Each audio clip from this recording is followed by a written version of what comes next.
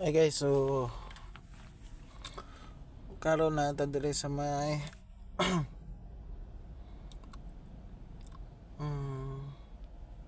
nung street ba to? Hindi ko naalala tong street na to. So pero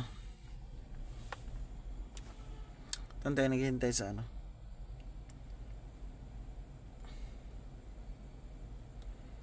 lakas ng ulan. Tapos na tayo kumain, lumabas na tayo kumain, and then ito na. At saka bakit ulo natin parang tatang kasuhin tayo, basa tayo sa ulan. Tapos maya maya mga 8 or 10 labas na tayo, uwi na tayo. Bukas na naman, maaga tayo bukas, and then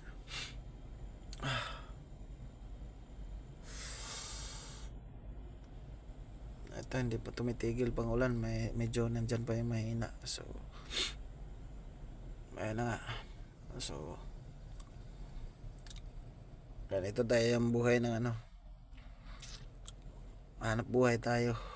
So pag naghanap buhay tayo, wala tayong reklamo para sa ano, kasi tayo yung ano tayo yung nangangailangan.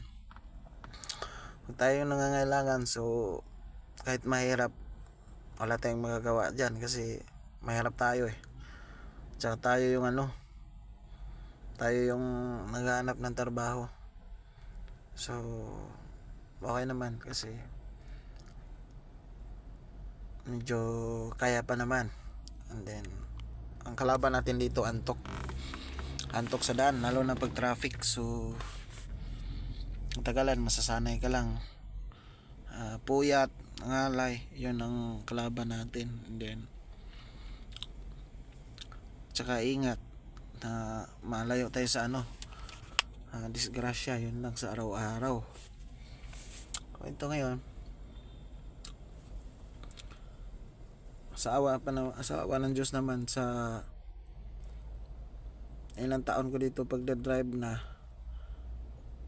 sa awa ng Diyos, wala pa naman ako hindi pa ko pa naranasan yun, nagkabriya or sagasa or nakabangga, wala pa. So yun lang ang ano guys. So tuwing umalis tayo, mag-pray tayo, and then ingat palagi sa daan. Huwag kakalimutan yung ano, huwag kakalimutan yung cool ka lang, huwag mainit ang ulo. Yun lang ang pinaka importante natin dito sa daan. So yun, wala lang mga boss. So kunting tips